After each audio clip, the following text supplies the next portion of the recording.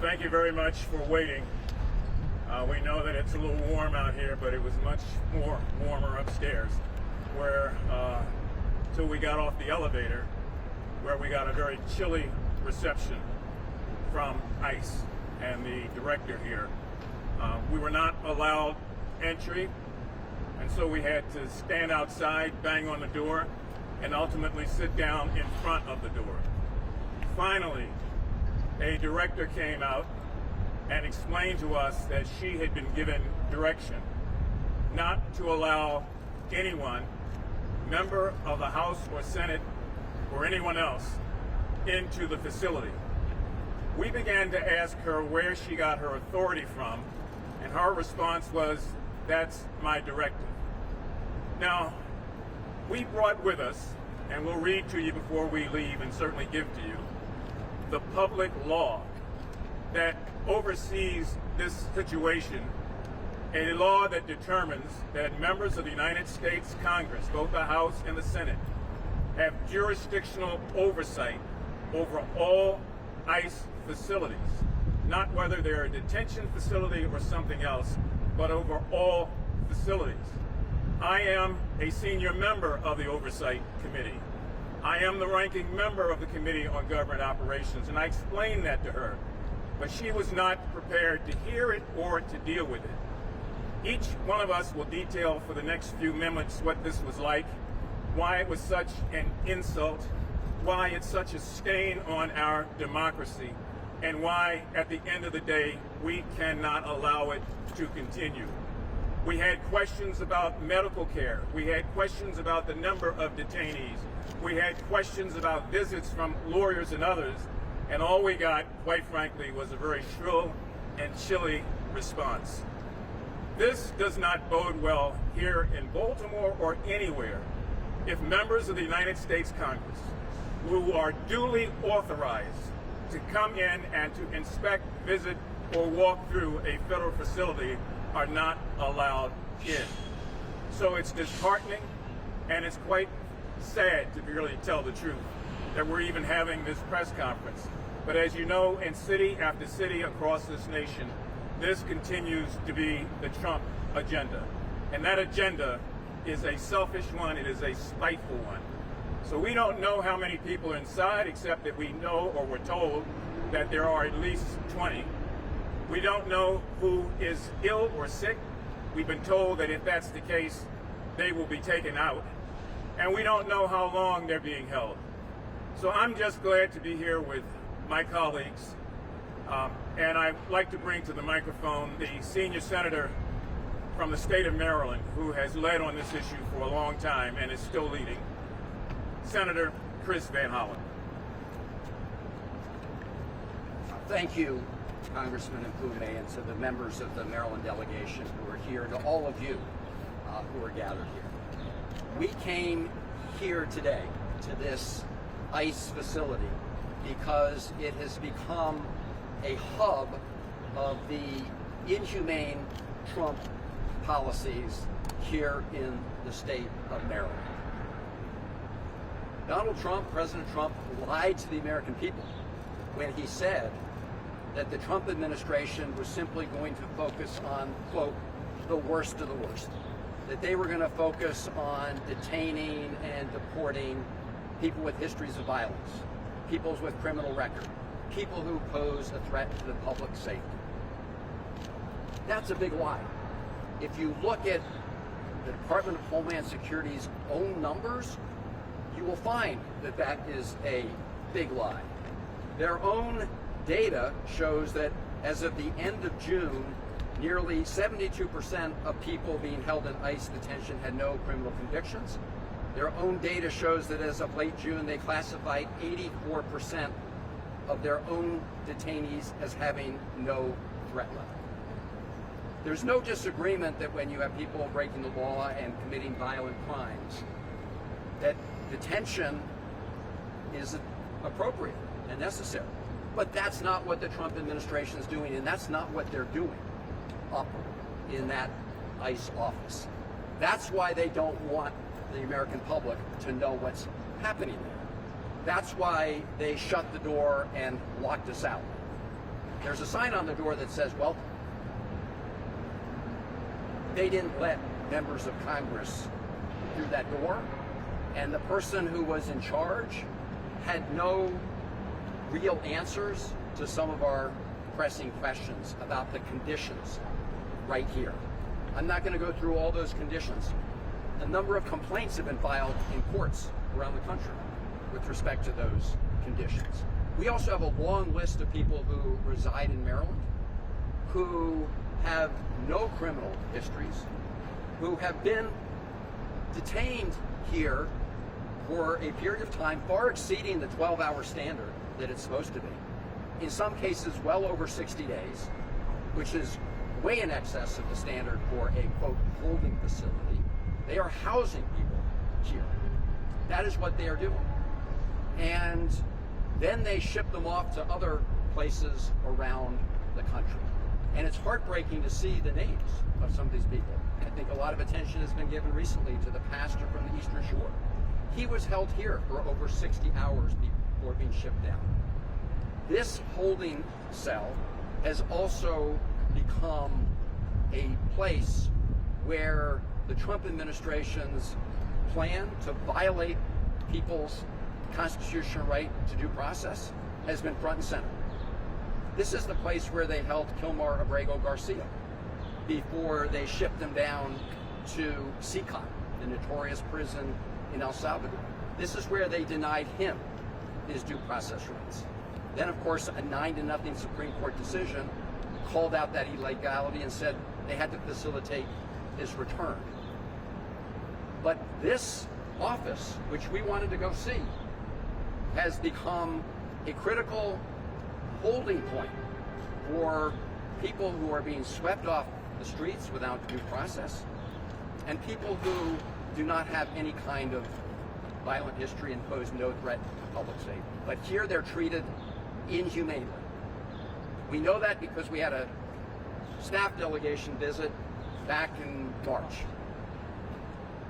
Somehow between March and now, they've decided to not allow members of Congress to see what's going on in there.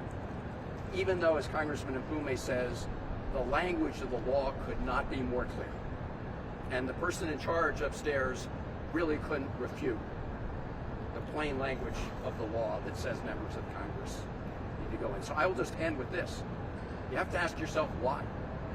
Why?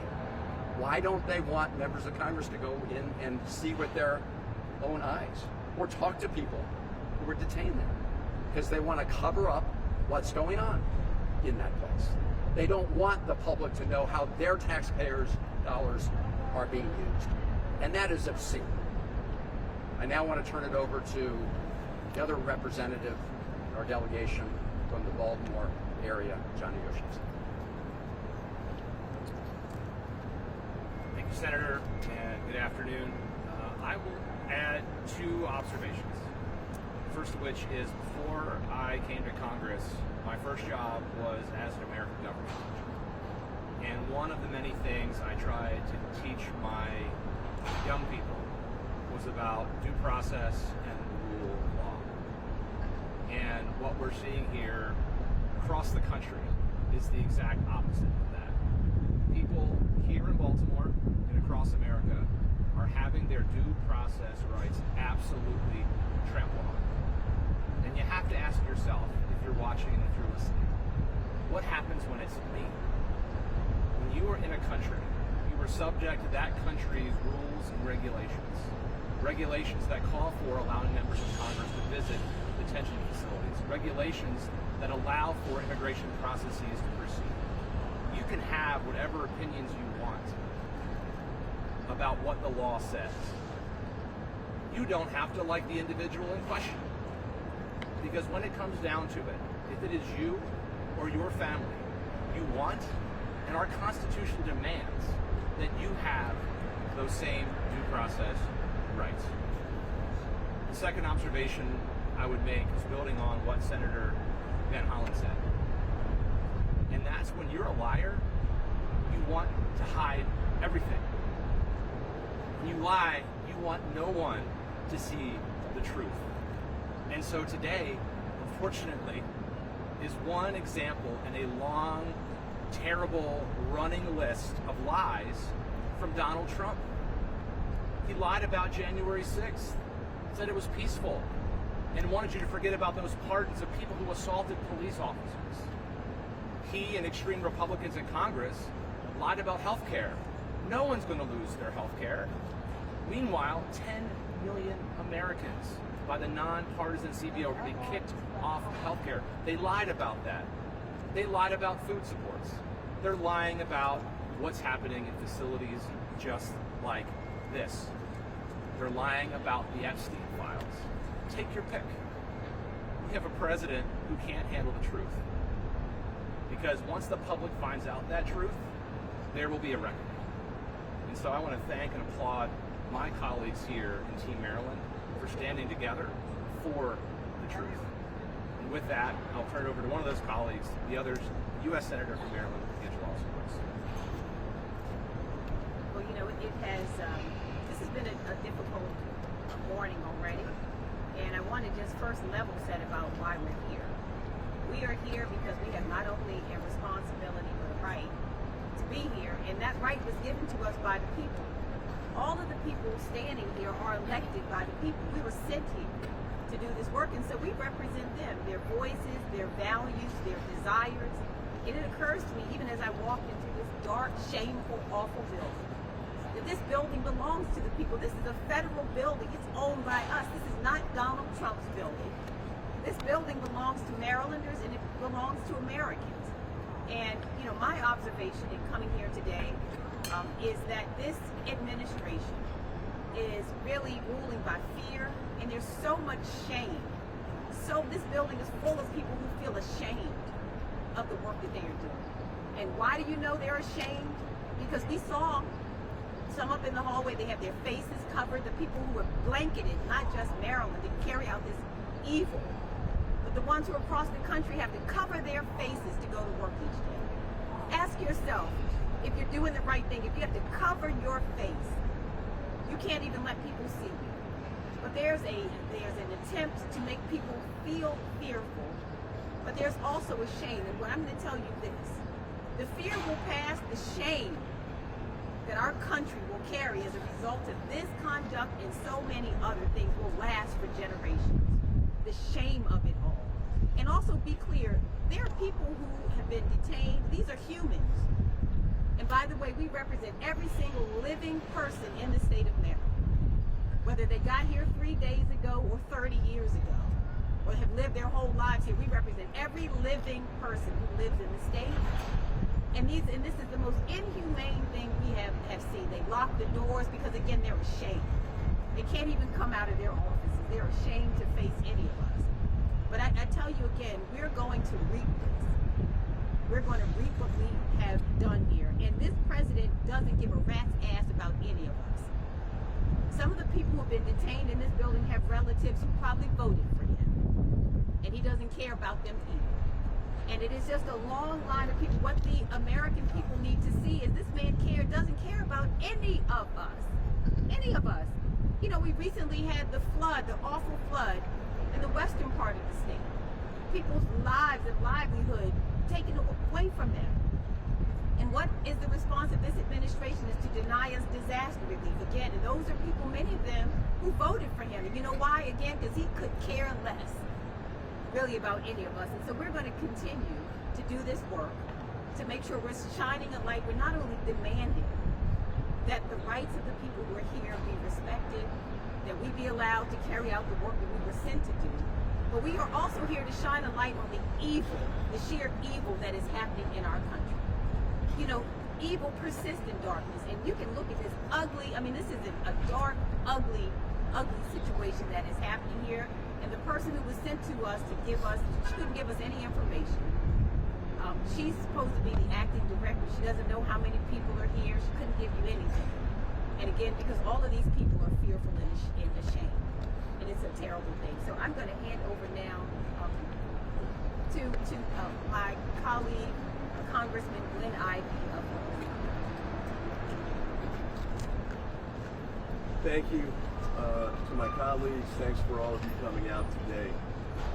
I went to El Salvador about 6 weeks ago, and I wasn't shocked that I was turned away at the door when I went to visit a prison there, because they don't have the longest history of democracy there, and arguably they don't have it right now.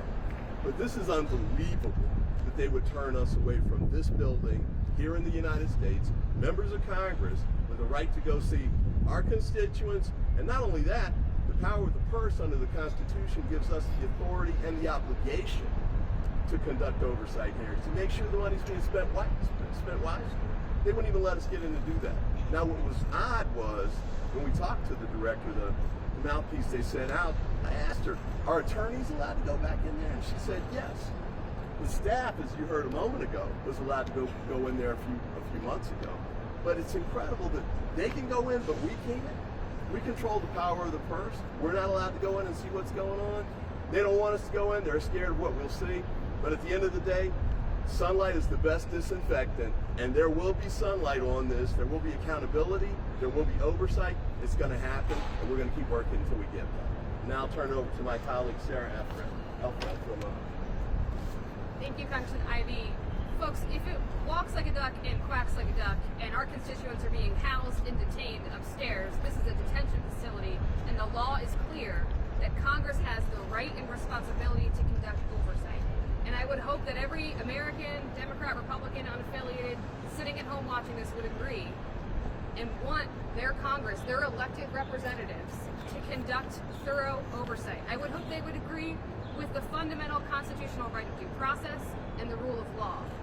Just another observation to add on to my colleague's eloquent observations. Being new to Congress, I turned to Senator Van Hollen and said, pre-Trump administration, how many locked doors of a federal office have you encountered? And he said none. And yet this is the second time. First was USAID. We visited Social Security. We're visiting this. The amount of locked doors your members of Congress are experiencing while conducting, again, their legal right to exercise oversight should astonish every single American, regardless of your party affiliation.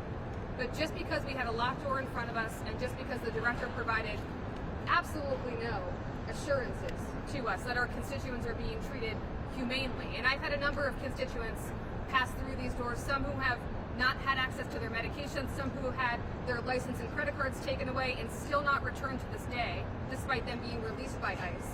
We have a right and responsibility to advocate for our constituents. That's what we did today, and it's what we will continue to do every single day from here on out. Thank you. We're going to obviously take a few questions from those of you in the press. If you could just identify yourself before your question, that would help all of us. Hi, Jeff Barker with Baltimore Sun. So I know you wanted to generally tour the facility, but were there specific things you're looking for, health and safety conditions, etc.? Well, those were among the things. We don't know what to look for if we can't get in, but we were very much concerned about the health of individuals. And as the senator said, these are not people necessarily who've been convicted of crimes. These are people who just got snatched, coming out of church, coming out of the Walmart. 80% of them have no criminal record. And so their health and their safety is important, because many of them have children who they can't even contact. So it, again, is disheartening that the acting director, who, by the way, said she's been on the job for 3 months, comes in and changes what was the previous policy 4 months ago.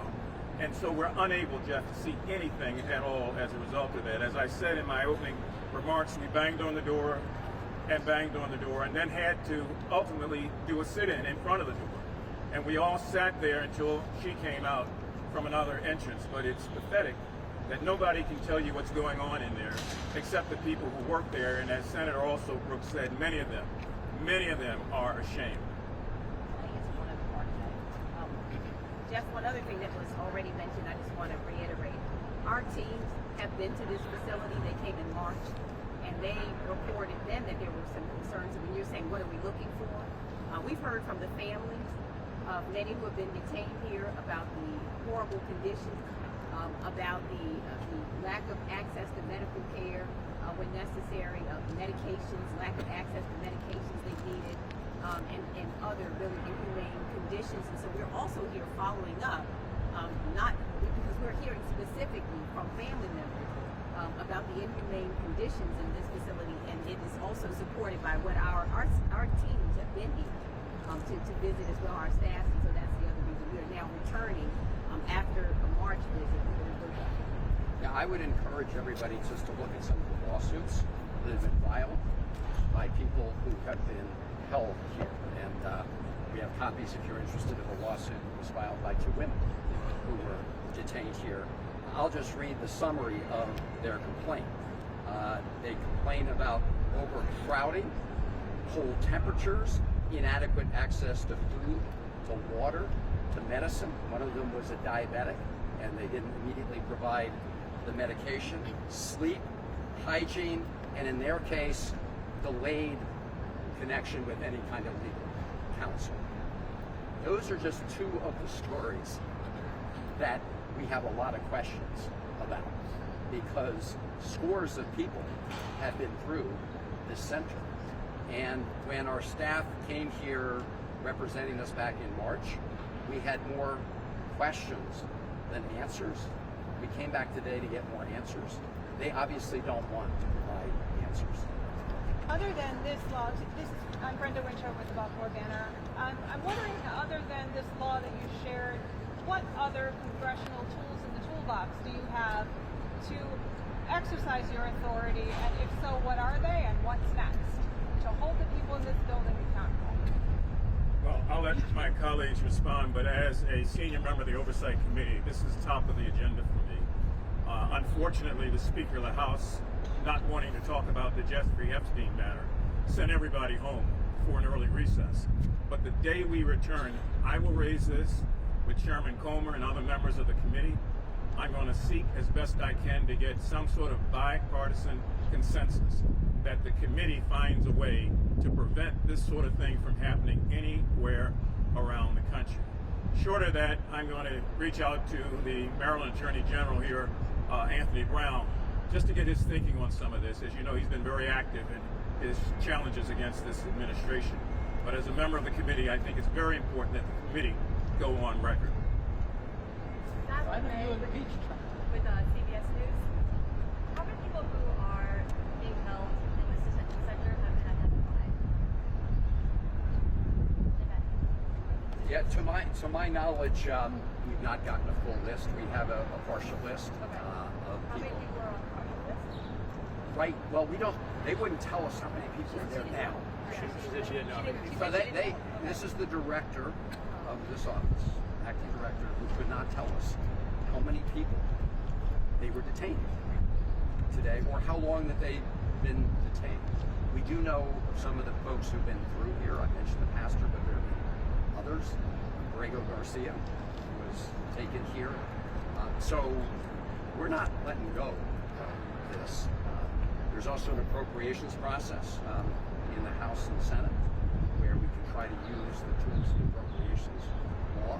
That is the tool we used actually to require that that members of Congress be allowed in, which they are ignoring. But you know, we will work with Republicans. The problem is, as was just mentioned, Republicans are just not willing to stand up to Donald Trump in support of due process in the Constitution. So ICE isn't volunteering any kind of information. We hear about these arrests from our constituents. We are tagged on social media, and then our teams go to work reaching out to the families, reaching out to the attorneys, connecting them with resources, and then contacting ICE. Sometimes we get a response, oftentimes we don't. And that should also be alarming to the American people, that this administration is not responding. If this is how they're treating their elected officials, their members of Congress, how are they treating everyday Americans? So I would encourage folks to reach out to our offices if we can be of assistance, and again, we will fight every single day to make sure we're representing our constituents. She said that you should contact her office. Are you planning to contact? Follow that process that she gave us contact? Well, it's a consensus that the group hasn't gotten to because we expected to be inside, quite frankly, at this time. But we will meet and gather shortly thereafter. Now, I know somebody is thinking, well, why not just reach out to the Justice Department so that they can get involved? Let me just say for the record, this Justice Department under Donald Trump is the just ICE department. That's all we get from them. And so looking for some sort of relief there is not necessarily possible, I think. But we're going to get together and figure out next steps. I know what I'm going to be doing, and Chris raised a good point about appropriations. There are tools still left. Just to clarify there, they've been moving the goalposts here, right? So there was a period within even the last week, I think, where they said, well, you just have to give 7 days notice. The statute doesn't require notice, but their position as of right now should be very clear. They're not letting anybody out, regardless of notice or how long the notice is. This is a lawless administration. Remember, this Trump administration actually filed a lawsuit against every Maryland federal district court judge because they were defending due process rights.